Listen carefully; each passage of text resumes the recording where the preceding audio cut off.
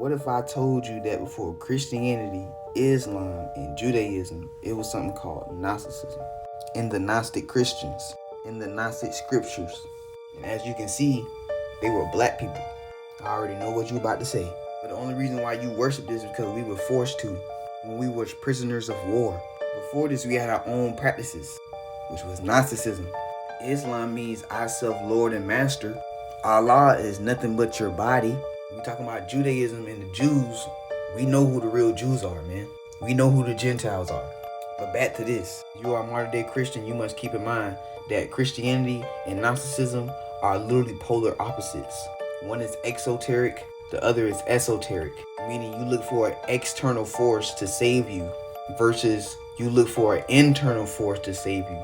You're looking for a God to get you out of situations versus you are the God to get you out of the situation. That is why Gnosticism is so important. You learn about inner knowledge, esoteric knowledge. You dive into mystical experiences, spiritual awakenings. Notice about dualism, everything is duality. Versus Christianity, the God that you've been worshiping came out and said that he is a jealous God. Would you want a jealous mother, a jealous father, a jealous brother or sister? So why would you want a jealous God? Mind you, God in the Bible did genocide in Deuteronomy, Numbers. He said that you can own people and hit them with a rod. All type of shit. But the Gnostics or our ancestors knew the real deal knowledge. Gnosis. They knew that the God of the Bible, the God in Christianity, was the demiurge. The God of the material world. Think about it.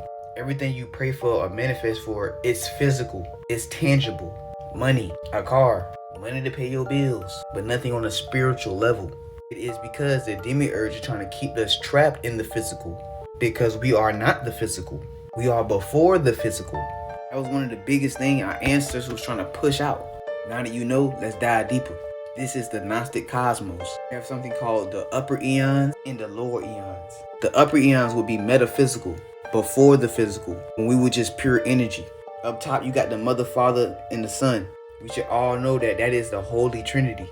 From that, you have 4 luminaries and the 12 eons, which they all are eons. Sounds like the 12 tribes, don't it? The 4 eons or luminaries are divine emanations, beings that emanate the ultimate source. Each eon may represent specific attributes or qualities such as wisdom, understanding, or life.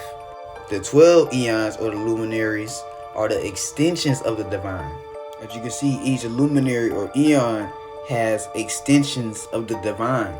As you can see, we got grace, truth, form, intelligence, love, idea, afterthought, perception, memory, perfection, peace, and wisdom. Now this is where it gets important because wisdom is Mother Sophia and she becomes fallen wisdom, the fall of Sophia. She is the co-creator of the universe with God. She is the feminine energy along with the masculine energy. Not only is she the divine feminine, she is the one that gave birth to the demiurge, the God that created the physical world. In the secret teachings of early Christianity known as Gnosticism, she represents our shared consciousness trapped in the material world as a result of the fall. Let me break it down. The son of Sophia, the demiurge, created the physical material world to trap souls or sparks of light inside of it and use our energy to become more powerful. Now the soul, which is you, which is consciousness, is Sophia, which is wisdom. That is why the Gnostic Christians had to get Gnosis or knowledge to get the wisdom, because they believe that salvation comes through gaining a deep understanding of the divine and true nature. Knowledge, wisdom, understanding. The father, mother, and child. Now Mother Sophia will also represent our Kundalini energy inside of us. The feminine energy is what lays dormant in all of us. It would be the snake, the dragon. It's also called the Shekinah. According to the ancient Kabbalistic doctrine, the dilemma of the universe is a result of the feminine energy being exiled from the universe. This is the real fall from grace that is dramatized in the expulsion of Eve from the Garden of Eden. I explained that in one of my other videos. According to the Kabbalistics, the ultimate evolutionary development of any individual is to reconcile the Shekinah or the true feminine force within their own individual soul.